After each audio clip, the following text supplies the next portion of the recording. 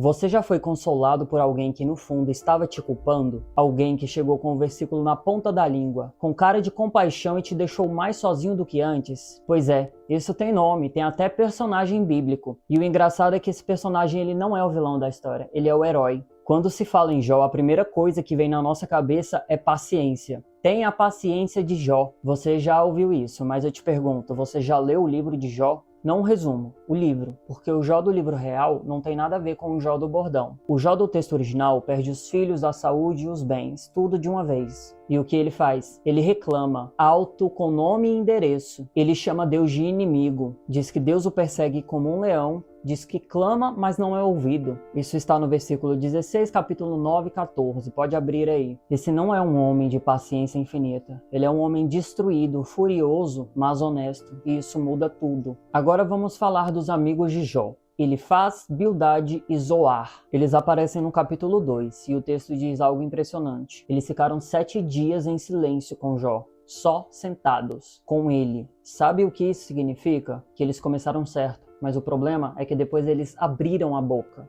E quando abriram, disseram o seguinte, resumindo. Jó, você está sofrendo porque fez algo errado. Deus é justo. Se você está assim é porque merece. Arrependimento é o caminho. Volta para Deus e tudo melhora. Teologia bonita, lógica perfeita, mas completamente errada. Sou familiar? Quantas vezes você já escutou que o sofrimento de uma pessoa é a prova de que ela está errada com Deus? Que a doença é falta de fé? Que o desemprego é porque você não deu dízimo? Que a depressão é coisa espiritual que precisa ser resolvida com jejum? Elifaz, Bildade e Zofar estão vivos, eles têm canal no YouTube, eles pregam todo dia, mas Jó não aceitou. Esse é o ponto do sermão onde a maioria das pregações pula. Jó rebate os amigos, argumento por argumento. Ele não se cala, não se humilha para agradar. Ele diz no capítulo 13, versículo 15, ainda que ele me mate, nele esperarei, mas os meus caminhos defenderei diante dele. Ele vai defender o seu caminho diante de Deus. Isso é quase um processo judicial. Jó quer uma audiência, ele quer ser ouvido, ele quer uma resposta. E mais, no capítulo 19, ele diz algo que vai contra tudo que os amigos pregavam.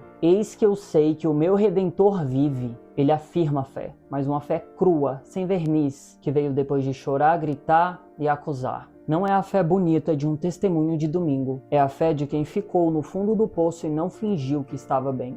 Aí chega o capítulo 42. Deus aparece e fala com Jó. E depois fala com os amigos. E o que ele disse para os amigos? A minha ira se acendeu contra vós, porque não falastes de mim o que era reto, como o meu servo Jó. Deus deu razão a Jó, não aos teólogos, não aos que tinham as respostas prontas.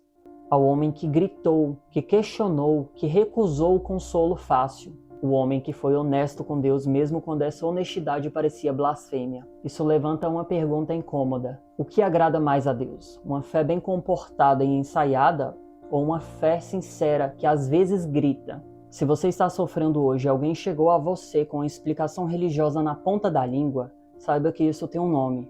É a teologia dos amigos de Jó, e o próprio texto bíblico diz que está errada. Se você já gritou com Deus, questionou, ficou com raiva, você não é menos espiritual por causa disso. Você pode estar, na verdade, mais honesto do que quem nunca questionou. E se você é o tipo de pessoa que sempre tem uma resposta bíblica para o sofrimento dos outros, talvez valha sentar 7 dias em silêncio primeiro. Foi quando os amigos de Jó ainda estavam certos. Jó não é um livro sobre paciência. É um livro sobre a coragem de ser honesto no momento em que todo mundo quer que você finja estar bem. É um livro sobre fé, que sobrevive ao questionamento. Não apesar dele, mas por causa dele. Se esse tipo de leitura faz sentido para você, compartilha com alguém que precisa ouvir isso hoje. E me conta nos comentários, você já foi o Jó dessa história ou os amigos? Porque a maioria de nós já fomos os dois. Até a próxima!